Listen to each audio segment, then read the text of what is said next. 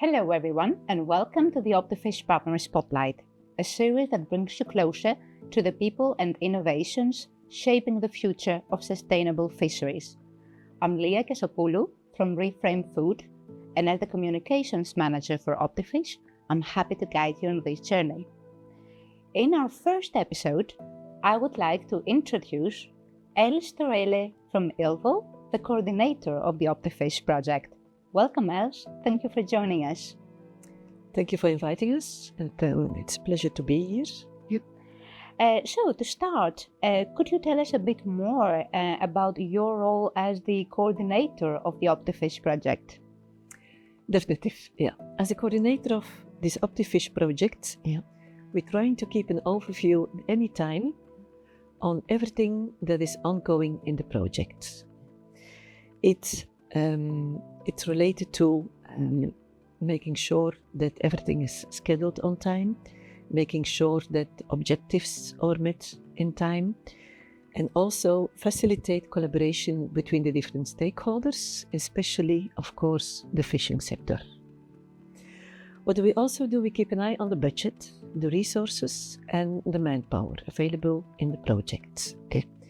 And if anything goes wrong in that, when needed, we look for mitigation measures so to make sure that all goes smoothly. Having said that, we also try to make sure that research activities align nicely with the project goals and the results expected in the projects. While having said that, we also, as a project coordinator, look or make sure, or a little bit the watchdog, that all legal, environmental and ethical aspects in the project are established in a correct way.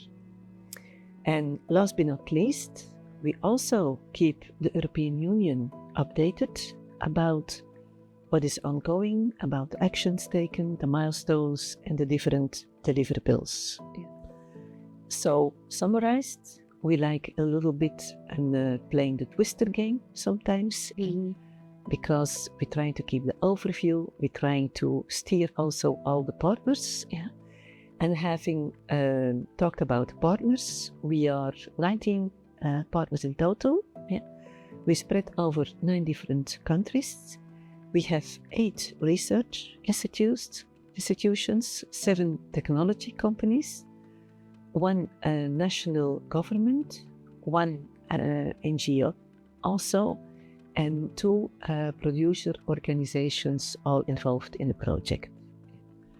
So that makes a nice diversity of experts and a huge potential of expertise. So, coordinating a project of this scale is challenging and needs careful planning and collaboration and adaptability, of course. With that in mind, Els, how would you describe this fascinating project in a few words?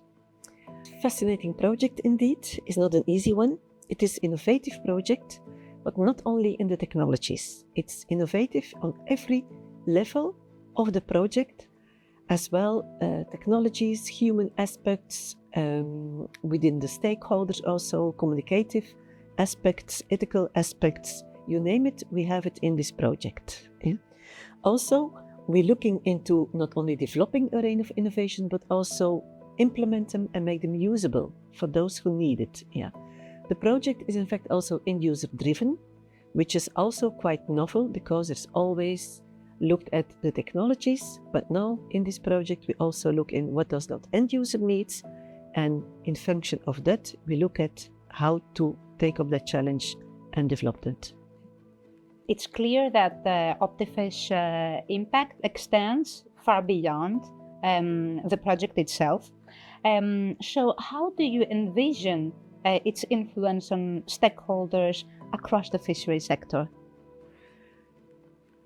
The impact of this project across the whole fishing sector is personally one of my pet aspects. In that way, we have looked at from the end user aspect, and when you look then into the fisherman's aspect, you come into the field of becoming the guardian of the sea. When a fisherman wants to become a guardian of the sea, they need more than they have now. They need the technologies, but they also need the information coming from the data collected in those technologies. Being a guardian of the sea will bring them also further or closer to the control and regulation agencies, because when you take care of your marine goods, you will make sure that you take care in that way that you need less regulations. And I think that could be one of the biggest impacts on the long term of this project, that we really involve into a different way of regulations and control framework, and get into a system that fisherman keeps an eye on what is ongoing in the marine goods, and evolves into a self-management where the fishing vessel becomes in fact the data collection platform for the future. So it is a project with a great potential, and Els, thank you very much for introducing the OptiFish project to our audience. It was a pleasure to have you with us today. Thank you. Pleasure was all my side also. It's lovely to work together with all the experts in this project, and thank you for this interview. And now we turn to Jade Maes, also from ILVO, the coordinating organization of the project, as Els already mentioned. Jade, could you tell us more about the objectives of the OptiFish project? Yes, definitely. So the primary objective that we have is making the fisheries more sustainable, transparent and efficient. So we're trying to help the fishers by using technologies. So again, so the aim is sustainability, and we want to provide better tools to optimize the fishing operations. So we really want to create those technologies and develop them and improve them, and then let them guide the fishermen. But of course, technology alone is not enough. So we also need trust and adoption. So that's why we also really want to increase the stakeholder understanding and acceptance. We're going to do this through workshops to really create a win-win situation for all stakeholders, so for the fishers, the scientists, and also the control agencies. And this will also create a way for us to adhere to the regulations more effectively. Mm-hmm. Thank you for sharing the key objectives of the project, Jade. Now that we have a clear understanding of the project's direction, can you walk us through the technologies OptiFish will use to achieve these goals? Yes, definitely. So this will be the first episode, so I'm sure the next episodes will dive deeper into all of these technologies, but I'll just quickly go over them. They're also on the brochure, so they're very nicely visualized. So we have the genetics part, where we use DNA-based species identification. So we're going to use both eDNA and rapid DNA analysis to just identify the species, but also quantify the biomass.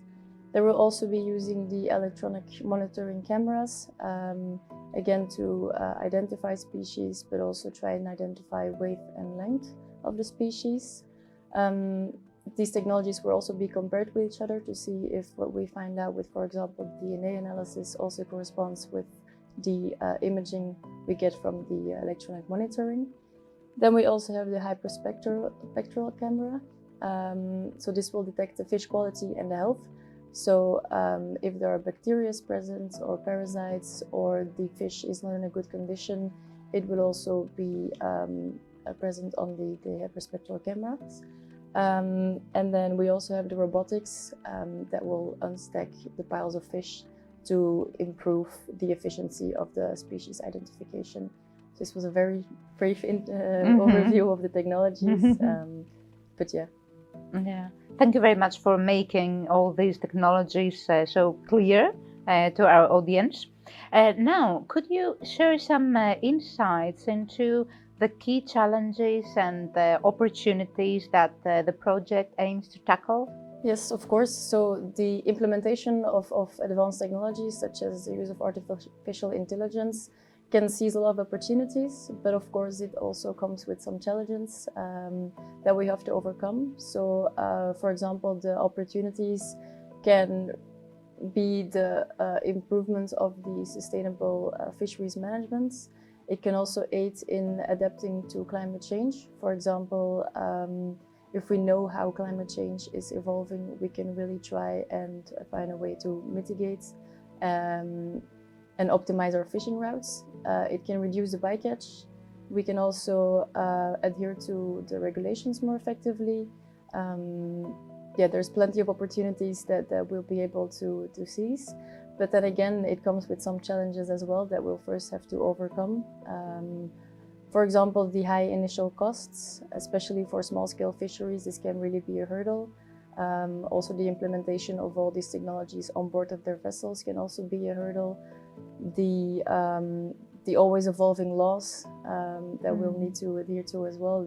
We'll need to keep an eye on how they're evolving and how we'll explain to the fishers how they're evolving and how we can see the opportunities in that. But we're sure that we'll be able to tackle those challenges and that we'll find a way to really focus on the potential that the use of advanced technologies can bring to us.